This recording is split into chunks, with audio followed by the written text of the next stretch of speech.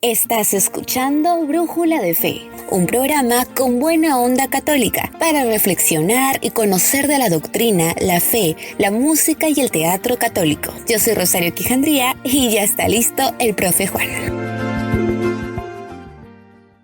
Sean muy bienvenidos amigos y hermanos en Cristo a nuestro podcast radial número 98 de Brújula de Fe, que hoy como siempre tendremos un hermoso y reflexivo tema, los pilares de la vida interior. Pero antes de presentar a nuestra hermana del día de hoy, menciona la cita bíblica: yo soy la vid, vosotros los sarmientos. El que permanece en mí y yo en él, ese da mucho fruto, porque separados de mí, nada podéis hacer. Bueno, hermanos, el día de hoy volvemos a tener como invitada a la hermana Mariana Ramírez desde México. Hermana, sea muy bienvenida de vuelta a nuestro programa. Y algunas palabritas antes de iniciar con las preguntas. Muy buenas tardes, hermano Juan. Gracias por la invitación aquí a este programa. Nada más voy a corregir un poquito. Estoy en California, en Estados Unidos. Claro que soy de México. Y bueno, pues me da mucho gusto poder compartir no solamente lo aprendido, sino también la experiencia y la gran riqueza de lo que Dios va permitiendo en nuestras vidas, en esa intimidad que es la única forma de poder dar fruto, como lo mencionaba ya en la Sagrada Escritura. Permanecer en esa unión íntima profunda para poder ser fructíferos, para poder ser fecundos en todos nuestros em, apostolados, en todas las actividades que realizamos. Nada como una vida interior para poder estar fortalecidos. Muy bien, hermana, muchísimas gracias por darse un tiempo una vez más y estar con nosotros, ¿no? Y gracias por la aclaración, ¿no? Bueno, hermana, el tema que vamos a hablar un poquito para todos nuestros hermanos, para reflexionar sobre ellos, es sobre los pilares de la vida interior. Y acá viene la primera pregunta, ¿no? ¿Qué es la vida interior y la vida espiritual? Bueno, pues hablando de la vida interior, podríamos decir que en mi experiencia personal, ¿verdad? Porque a veces estamos envueltos en tanta actividad, en tanto ruido, y vamos, como que esta sociedad nos va enseñando a crecer en una vida demasiado externa, demasiado en lo superficial, como que estamos tan preocupados de las cosas exteriores, de las cosas materiales, y se nos olvida. Hoy estamos la Sagrada Escritura viene un texto muy bonito sobre la vida de Marta y María. María, una mujer preocupada de la actividad, de la acción, y otra que se sienta a los pies de Jesús a escucharlo. Y vemos cómo Jesús, cuando una se queja, ¿verdad? De que tiene muchas tareas, de que tiene muchas cosas y que su hermana no le ayuda, Jesús le dice: tú te afanas de muchas cosas, pero una sola cosa es necesaria. Y María ha escogido la mejor parte, la que no le será quitada. Y precisamente la vida interior, ¿verdad? Uno de los pilares fundamentales que nos ayuda a cultivar esta vida interior, pues es la vida de oración. La vida de intimidad, de hablar de oración, pues no solamente estamos hablando de rezar. El rezo es algo muy, muy bueno, ¿verdad? Esa oración vocal, pero el hablar de la oración de silencio, la oración de escucha, la oración donde le permitimos al otro también comunicarse con nosotros, porque a veces pensamos que orar es ir a llevarle al Señor toda nuestra lista de peticiones, es decirle todo lo que necesitamos y todo lo que deseamos y todo lo que queremos. Pero en realidad la oración es un diálogo, no es un monólogo. Es un diálogo donde yo hablo con Dios y simplemente a lo mejor puedo llegar a decirle: Señor, ya vine, aquí estoy, y disponerse a escuchar lo que Dios nos quiere decir. Hay muchas cosas que escuchar. Entonces, el mundo exterior, el mundo superficial, el mundo del ruido, es un obstáculo, es un impedimento para poder entrar en esa intimidad. Si estamos nosotros disipados en las cosas de afuera, es muy difícil que nosotros podamos interiorizar. Y para eso, pues uno de los pilares de la vida interior podríamos decir que es la disciplina. Si nosotros no nos disciplinamos, es decir, buscar ese espacio de silencio, ese espacio de meditación personal, ese espacio para contemplar, pues no lo voy a lograr, ¿verdad? Así tener una vida interior fuerte, no voy a estar fortalecido interiormente. Necesito disciplinarme, necesito elegir dentro de mi programa de vida un espacio para dedicarlo a estar con Dios y a estar en Dios. Entonces, es verdad que uno ora, como decía un santo, ora y labora, trabaja y puedes orar trabajando, el trabajo también es oración, pero siempre necesitamos el espacio del silencio. Hay una sabiduría tan grande en el misterio divino que Dios, que Dios hizo el día, hizo la noche. Hizo el día para que durante el día nosotros realizáramos todas nuestras actividades, pero hizo la noche para que nosotros pudiéramos restablecer las energías gastadas. La noche es la noche del descanso, por eso quien duerme, quien descansa en la noche, se restaura todo el cuerpo, la mente, el organismo, nuestras células. Biológicamente, científicamente hay una renovación del cuerpo. Por eso el reposo, el estado de reposo es tan necesario. Por eso que cuanto más nosotros pensamos, cuanto más trabajamos, pues es también la necesidad de tener el espacio de silencio, el espacio de meditar, porque ese espacio, ese momento, ese tiempo dedicado al silencio, al reposo, al trabajo de la vida interior, es el momento de empezarnos a limpiar todo lo que ha entrado a nuestros oídos, a nuestros ojos, a nuestra mente, y nos llenamos tanto. Por eso es que mucha gente vive tan estresada, tan cansada, tan fastidiada y también pues con mucha ansiedad, con mucho estrés, con mucho cortisol. Ya no disfruta a veces lo que hace porque está tan preocupado en el hacer que en el ser, que en el crecer. Entonces, la disciplina nos ayuda a crear esos espacios, a crear ese momento de encuentro. Y también el trabajo de la virtud, podríamos decir que es otro pilar fundamental, trabajar la virtud, trabajar en qué necesito crecer, en la humildad, en la fe, en la caridad, en el amor, en el servicio, en una vida más generosa. Todas estas virtudes nos ayudan también a hablar también de como un pilar, pues decíamos el silencio, la meditación. Y no podemos dejar a un lado las buenas acciones, las buenas obras. Estas vienen siendo como el fruto de la vida interior, lo que he cultivado en mi corazón. Y dentro de esta pregunta de qué es la vida interior, usted también me preguntaba qué es la vida espiritual. A veces podemos pensar que que es lo mismo y no es lo mismo, ¿verdad? La vida interior es el lograr tener también una espiritualidad. ¿Qué es la espiritualidad o qué es la vida espiritual?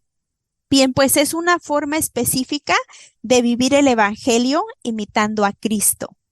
Por ejemplo, si hablamos de la espiritualidad, por ejemplo, de mi congregación, hermanas misioneras servidoras de la palabra, nosotras tenemos una espiritualidad misionera y nosotros imitamos a Cristo misionero, a Cristo que se acerca al pobre, al necesitado, al que necesita escuchar el anuncio del reino de Dios. Imitamos a ese Cristo itinerante, ese Cristo que iba de una aldea a otra, a ese Cristo que juntaba a la gente en la montaña y empezaba a predicarles un mensaje de esperanza, a predicar las bienaventuranzas.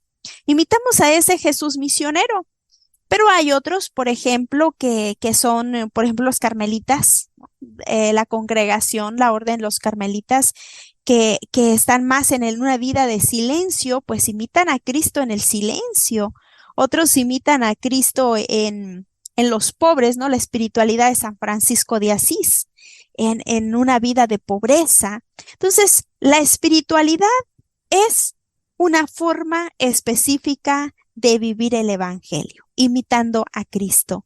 Unos quieren imitar a Cristo en una vida pobre, otros en una vida misionera, otros en una vida contemplativa, otros en una vida de servicio al necesitado, otros en una vida de entrega y de servicio al enfermo, otros a través de la educación de un Cristo maestro que enseña. Entonces, esto es tener una espiritualidad, una forma de imitar a Cristo.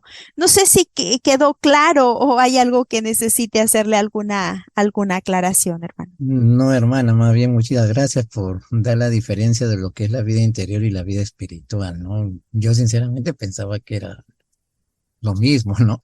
Pero a buena hora que aclare esto, ¿no? Y siguiendo con las preguntas, hermana, ¿qué es la vida interior según la Biblia? Bueno, me gustaría tomar el texto bíblico de San Mateo capítulo 23, versículo 27 al 28. Está un poco duro este texto bíblico, pero yo creo que nos va a dibujar muy bien la vida interior. Dice el Evangelio de Mateo 23, 27 al 28. Ay de ustedes, maestros de la ley y fariseos hipócritas, que son como sepulcros blanqueados, bien arreglados por fuera, pero llenos por dentro de huesos de muertos y de toda clase de impureza. Así son ustedes. Por fuera aparentan ser gente honrada, pero por dentro están llenos de hipocresía y de maldad. Palabra de Dios. Vemos aquí en este texto bíblico una fuerte, unas palabras muy, muy duras, muy fuertes que nuestro Señor le hace a los fariseos. Porque los fariseos era un grupo religioso, eran conocedores de las Sagradas Escrituras y cumplidores de la ley. Podríamos decir que eran los que conocían del todo la Sagrada Escritura, las leyes religiosas y querían que todos las aplicaran. Por eso el Señor les dice que eran fariseos hipócritas, sepulcros blanqueados. Por fuera aparentaban ser personas muy conocedoras, muy exigentes de la ley, pero por dentro dice, por dentro hay podredumbre, por dentro hay impureza, adentro está muerto, ¿no? Dice, por fuera aparentan ser gente honrada, pero por dentro están llenos de hipocresía y de maldad. Entonces, cuando hablamos de la vida interior, hablamos de una vida de pureza desde lo profundo del corazón, es hablar de una intención recta, un trabajo de embellecimiento interior. ¿Cuánto nos preocupamos nosotros de embellecer, de purificar, de limpiar la parte interior, es decir, el corazón, el alma, de donde van a brotar los sentimientos más nobles, los deseos y las intenciones más rectas, más puras y más santas? Porque muchas veces podemos caer en esto, ¿verdad? De ser fariseos, es decir, de vivir de las apariencias. Aparento ser pues una persona muy buena, pero incluso ni siquiera las obras que nosotros podamos realizar reflejan lo que verdaderamente puede haber en el interior, porque yo puedo ser una persona que le doy de comer a los pobres, que puedo tener una casa, ¿no?, de beneficencia para la gente necesitada o ayudar a los enfermos y hacer mis donaciones, o ser una persona que conoce de las escrituras, del evangelio y predicar muy bonito. Pero ¿quién soy yo en realidad dentro de mí? ¿Cuáles son mis intenciones? ¿Estoy buscando la fama? ¿Estoy buscando los aplausos? Estoy buscando ganarme la buena voluntad de las personas. Estoy haciendo mis obras por algún interés personal. Entonces, por eso el Señor nos invita a embellecer el interior, a que todo tiene que nacer, que resurgir, que brotar de una intención pura, de una intención recta, de un corazón honrado. Y por eso hace esta fuerte crítica a los fariseos. Ojalá que no seamos, ¿verdad? De nosotros los católicos, los cristianos, no tener ese espíritu farisaico, ¿verdad? Por fuera aparentar ser un religioso, pero por dentro, pues mi corazón camina hacia otro rumbo, hacia otros intereses personales. Entonces, veo en la Sagrada Escritura que se nos invita a tener intenciones puras desde el corazón. Eso es la vida interior. Esa es la rectitud, la pureza de lo profundo, de las intenciones más profundas del corazón del hombre. Y bueno, si me permite, me gustaría tomar otro texto bíblico que es la segunda carta del apóstol San Pablo a los Corintios en el capítulo 4, versículo 16. Y dice, por eso no nos desanimamos. Por eso no nos desanimamos, pues aunque por fuera nos vamos deteriorando, por dentro nos renovamos día a día. Palabra de Dios. Te alabamos, Señor. Entonces, San Pablo en este texto bíblico nos dice la otra parte, ¿no? Aunque por fuera de repente nos vemos cansados, nos vamos deteriorando, por fuera a lo mejor tenemos una apariencia no tan, que no se puede decir mucho de nosotros, no, pero por dentro, dice, por dentro nos vamos renovando todos los días. Entonces, ¿qué es la vida interior? La vida interior es esa frescura que está en el interior y que nos hace estar siempre renovados, ¿no? Cuando sonríes, tu sonrisa brota desde tu corazón. Cuando ríes, cuando gozas, brota desde tu corazón. Entonces, por fuera sí, tendrás los cansancios de la vida, los golpes de la vida, pasarás por momentos difíciles, pero en el interior estás renovado. En tu corazón hay paz. En tu corazón está la intención más limpia y más pura, que es fruto de esa renovación. Ahora, ¿cómo nos vamos renovando día con día?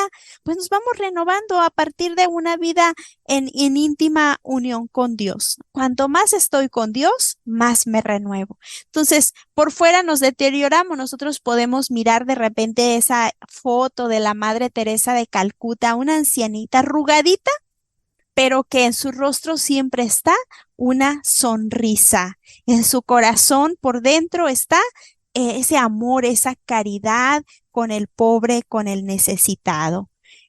Bueno, hermano, no sé si algún otro texto bíblico o pasamos a lo siguiente, porque yo me emociono y luego ya no dejo de hablar.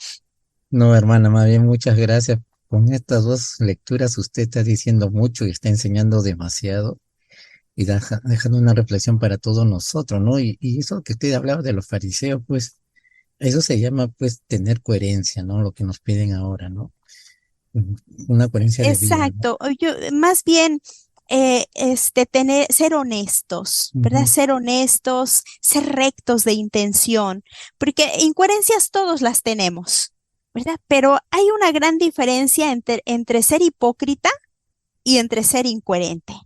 Hay una gran diferencia. El hipócrita raya hasta en el cinismo, ¿no? En exigirle a otros que vivan de tal modo que yo ni siquiera soy capaz de vivirlo. Y exijo, ¿no? Y soy duro con los demás. Entonces, la incoherencia, pues todos tenemos incoherencias, porque a veces decimos una cosa que todavía en realidad ni siquiera la estamos viviendo. Por nuestras debilidades humanas, pues también caemos. Pero una cosa es que soy incoherente, pero pero tengo en mi corazón la recta intención de amar y servir a Dios. Que fallo, sí, pero en mi corazón había un deseo de no fallarle, en mi corazón hay un deseo de serle fiel, en mi corazón hay un deseo de servirle. Y yo cuando le sirvo con rectitud, con pureza de corazón, con toda la buena intención, sin, sin hipocresía, ¿no?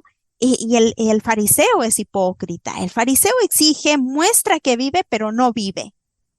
No sé si me explico. No, está bien explicado, hermanita, más bien. Y gracias también por la enseñanza que me deja a mí, ¿no? No, y ahora sí ya más o menos sé qué cosa es la coherencia y qué cosa es la hipocresía, que son cosas muy diferentes, ¿no? Actitudes diferentes. Hermana, ¿y cuáles serían los 5 pilares de la fe? Bueno, pues 5 pilares de la fe. La fe es algo muy importante en nuestra vida, ¿verdad? Si la fe no es verdadera, la fe no me sostiene en los momentos difíciles.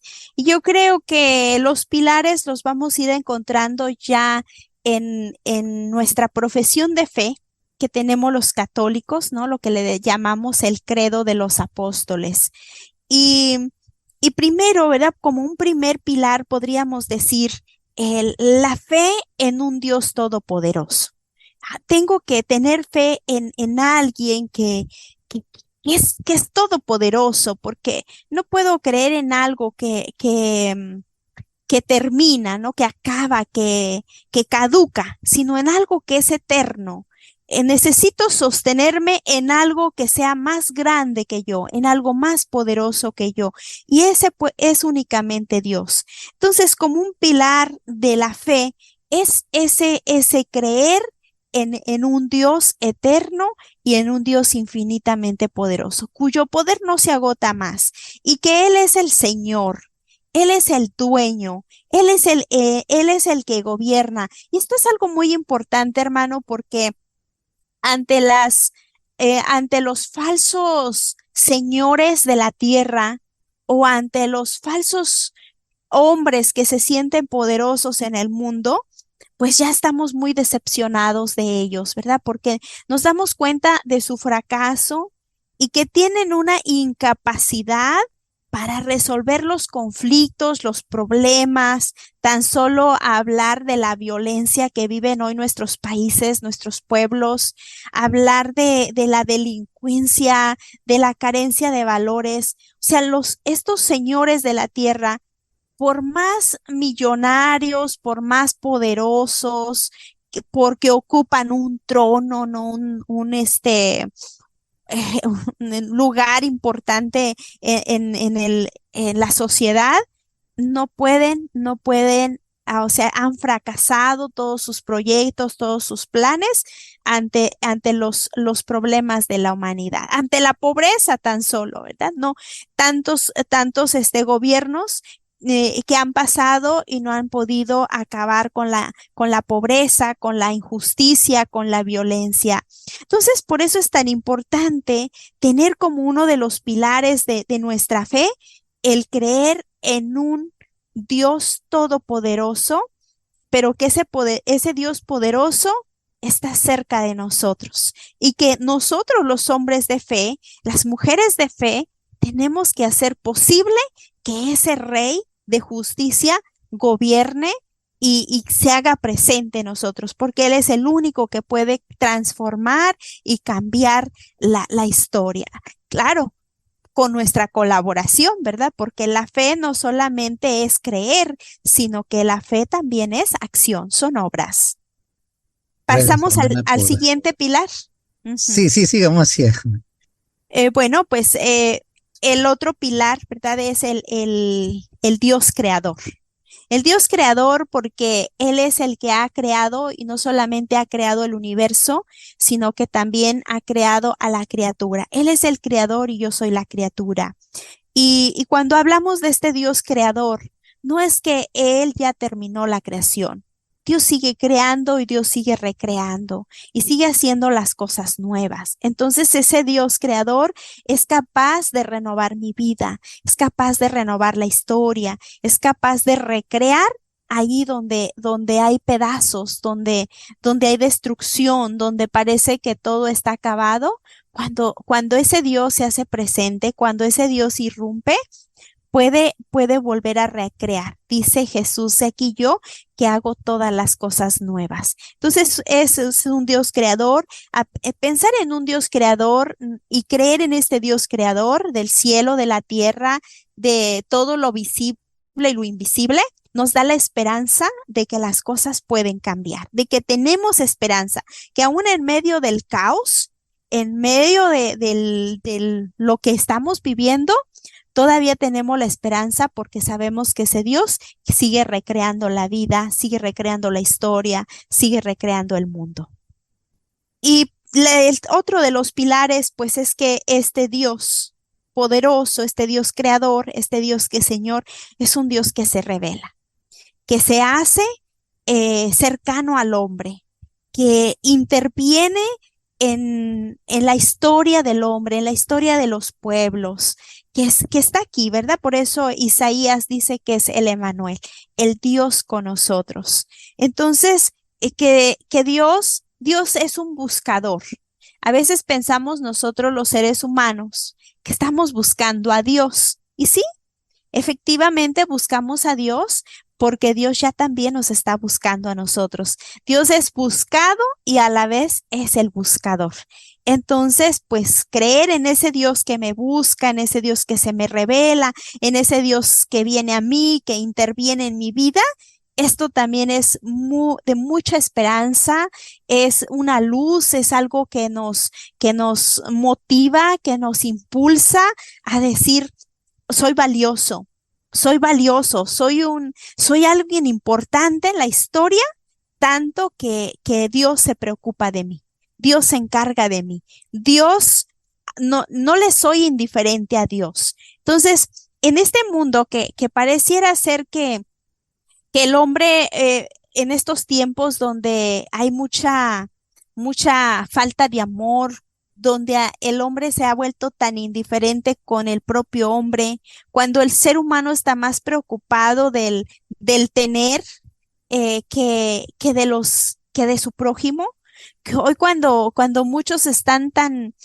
llenos de egoísmo, pensando en sus propios intereses, donde no nos preocupamos del que sufre, del pobre, del excluido, del que está hundido a lo mejor en el pecado y que siente que nada vale, que a nadie le importa.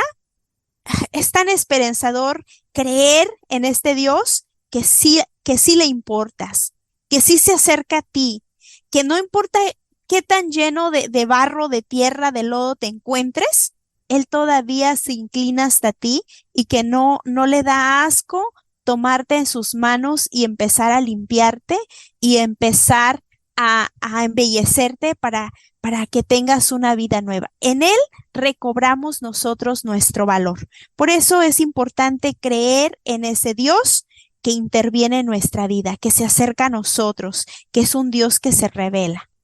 No sé si aquí hay alguna pregunta, hermano.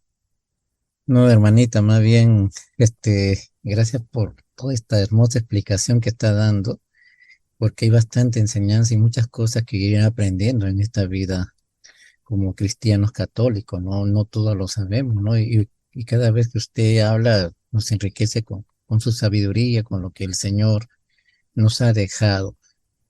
Bueno, hermana Mariana, después de haber escuchado, pues, lo que usted nos ha mencionado en cuanto a los pilares de la fe, ahora vamos a escuchar una hermosa canción titulada Si me faltaras tú, de la hermana Glenda, y regresamos.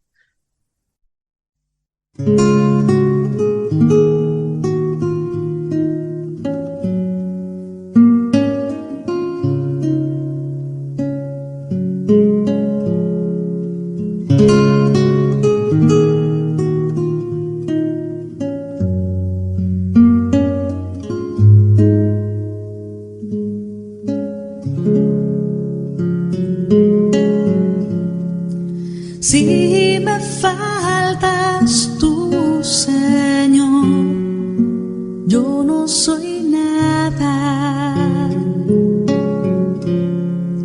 Si me faltas tú, Señor, yo no soy nada.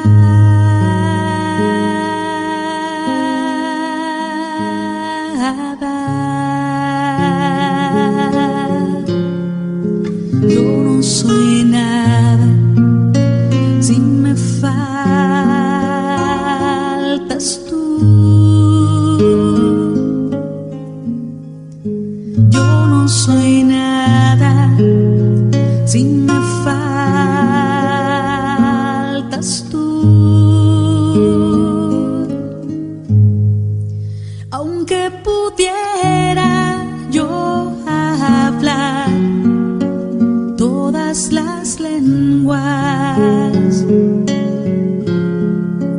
Aunque pudiera conocer todas las ciencias,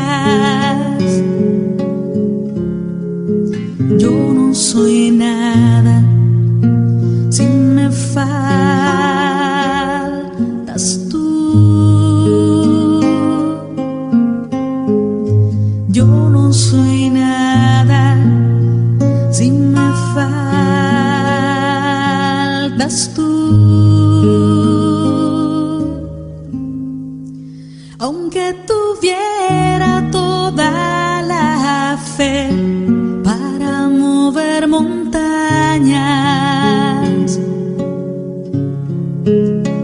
aunque diera todos mis bienes, también mi cuerpo a las llamas, yo no soy nada si me faltas tú. Yo no soy nada si me faltas tú. Si me faltas tú, Señor, yo no soy nada. Si me faltas tú, Señor, yo no soy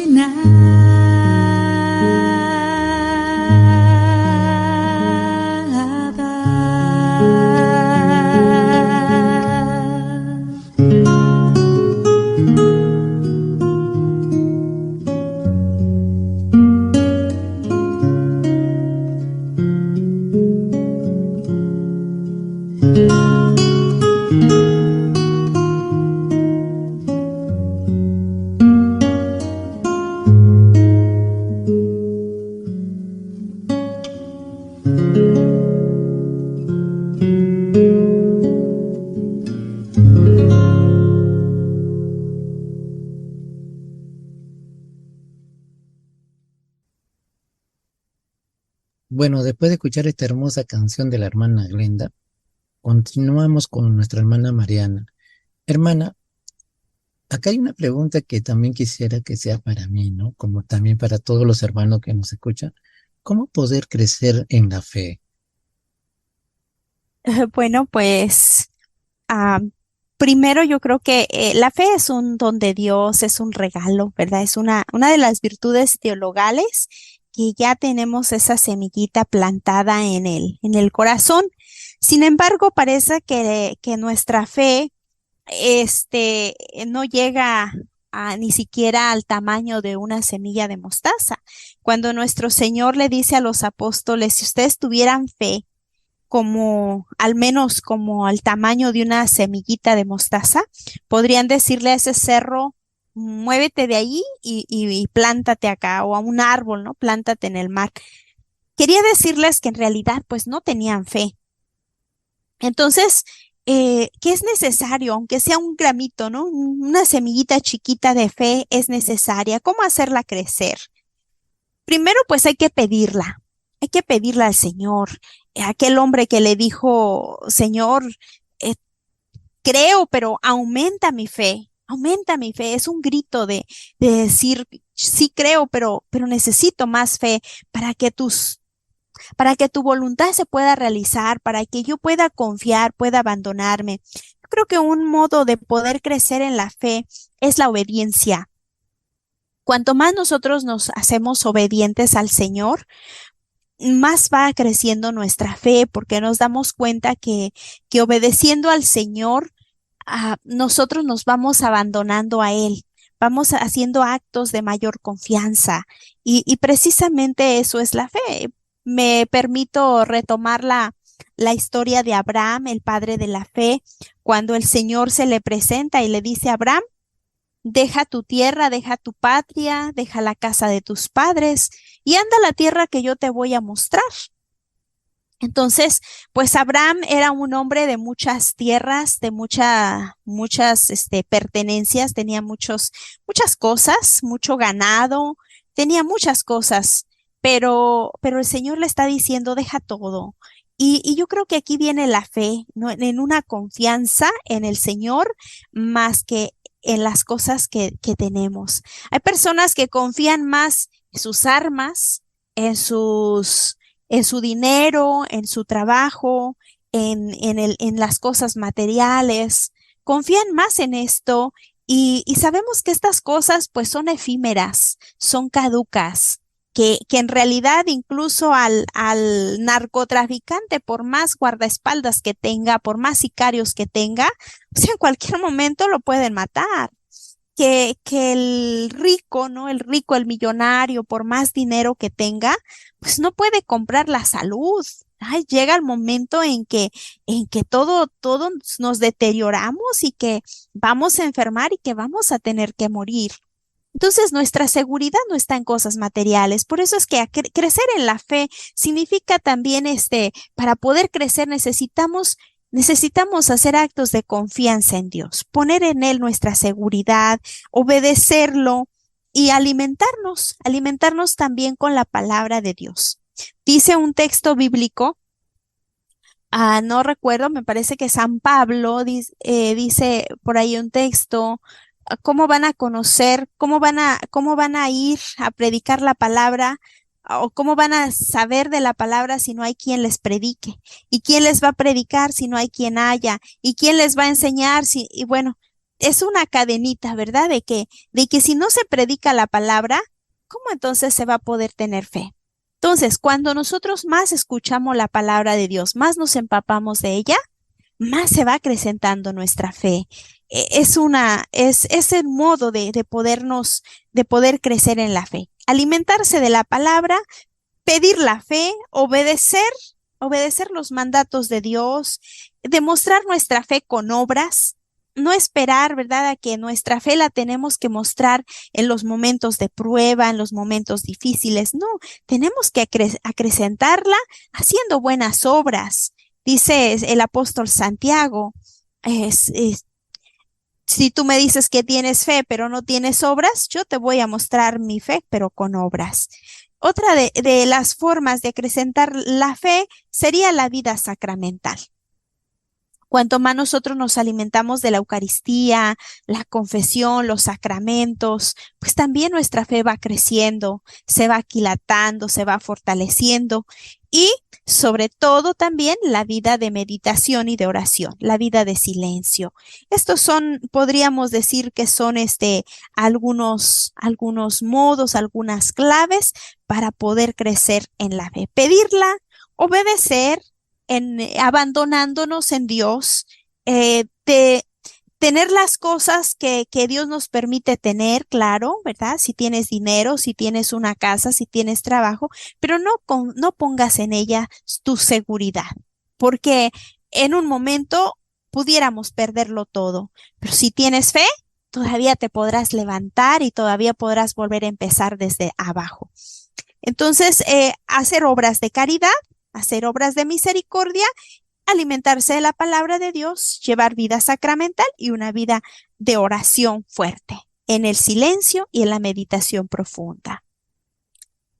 Qué bonita enseñanza nos está dejando hermana Mariana, de verdad. Yo había escuchado una vez a un sacerdote decir que para aumentar la fe es también no solamente creer, sino buscar conocer más del Señor, como usted lo ha dicho. Alimentarse pues de la Biblia, ¿no? O de algún documento de la iglesia que ayude a acrecentar y conocer un poco más de ese Dios que nosotros creemos, ¿no? Yo le agradezco por lo que nos está enseñando, de verdad que es muy bonito. Y acá viene una pregunta muy interesante, ¿no? ¿Cómo nos ayuda las obras de misericordia en la vida espiritual? Las obras de misericordia, bueno, retomando el texto de Santiago, ¿verdad? Donde dice que una fe sin obras, pues es una fe muerta.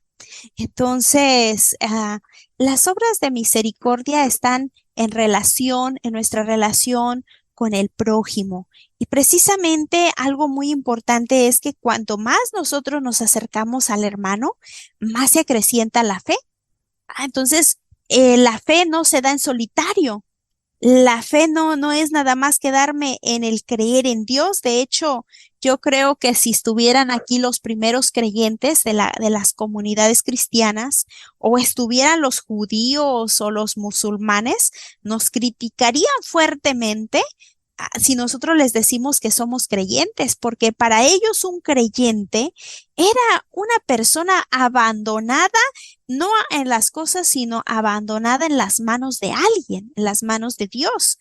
Y cuando esta persona se abandona en Dios, pues es una persona más dispuesta en sus relaciones con los demás, es decir, no pasa indiferente ante los que sufren, ante los que están a su lado. Retomando la historia de Abraham, hay un texto bíblico donde dice que Abraham fue visitado por tres hombres, tres personajes. Y cuando lo visitan, dice que inmediatamente Abraham salió a su encuentro y les dijo, vengan, dice, se postró ante ellos y les dijo, vengan a descansar un poco. Entonces, un judío era muy importante acercarle al visitante o al extranjero o al que pasaba por allí, al que llegaba a su casa, llevarle una palangana de agua, lavarle los pies, que ofrecerle, ¿verdad?, el descanso, invitarle a comer, darle hospedaje, que pasara la noche. Y todas estas cosas, pues Abraham las hizo. Les dice, no pasen de largo porque ellos sentían que cuando hacían esto era una bendición más para ellos. Y en la historia de Abraham vemos esa actitud de Abraham, de un buen judío, un buen hebreo que lo recibe, que se hace solidario y que les ofrece de comer. Va y mata un becerro, le dice a la esposa, prepara unas tortas con pasas y vamos a invitarlos a comer.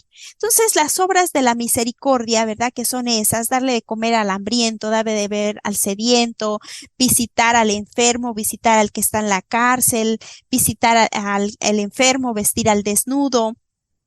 Y bueno, hay obras de misericordia corporales y obras de misericordia espirituales. Espirituales es enseñar al que no sabe, ¿no?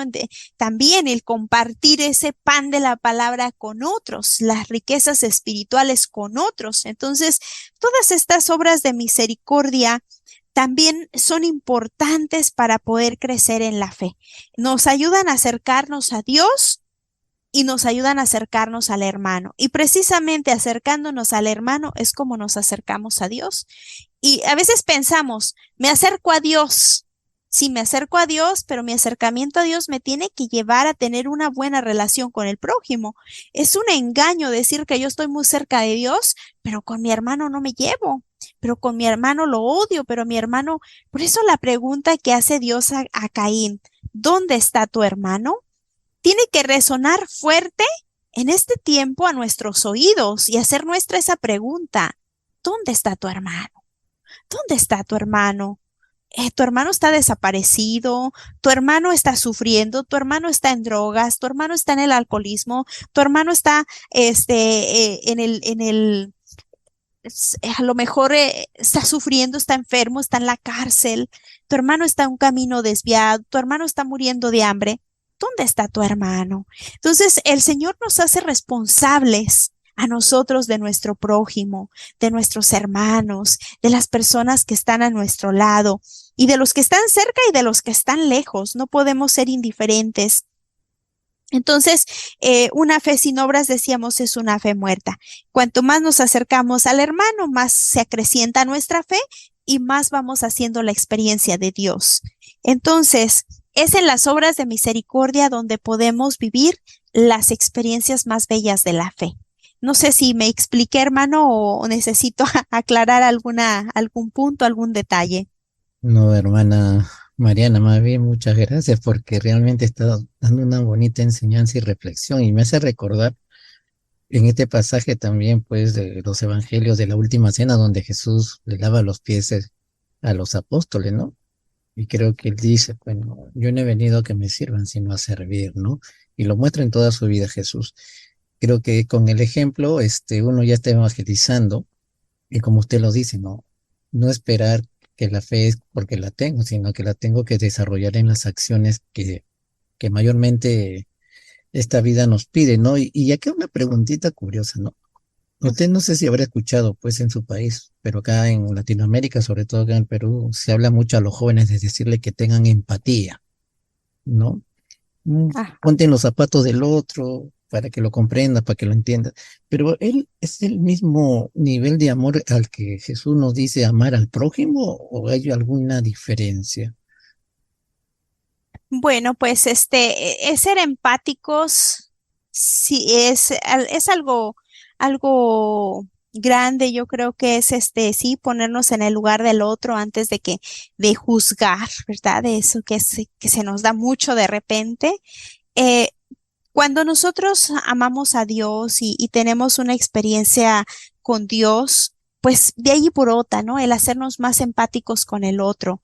No nace la empatía de un mero sentimentalismo, ¿verdad? Porque una cosa es podernos hacer muy sentimentalistas, es decir, enfermedades de la mente, que después se vuelven sentimientos y decir, bueno, pues mm, voy a probar, ¿no? Voy a probar voy a estar de acuerdo con lo que el otro está haciendo porque voy a ser empático, ¿no? Entonces, voy a estar de acuerdo, pero si mi hermano a lo mejor lo que está haciendo es una situación que no es correcta, no la voy a juzgar, sino que voy a buscar esos acercamientos de afecto, de amor a Dios, de ver en mi hermano el dolor, el sufrimiento, pero, pero no aprobar su error, ¿no? No aprobar en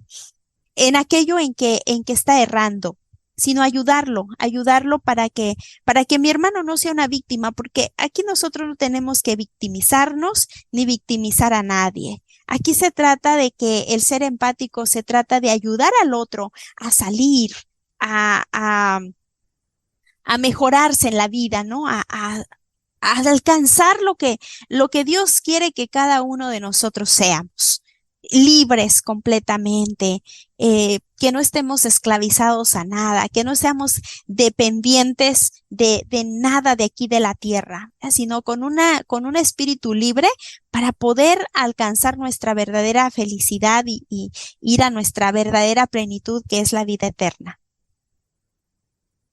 Gracias, hermanita, qué bonitas palabras las de usted. Y ya para ir concluyendo con esta bella entrevista, ¿no?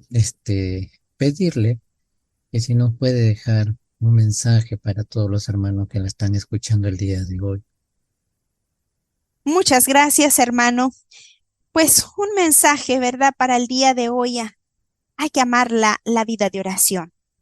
Amar la vida de oración, pensando en que es allí donde nosotros vamos a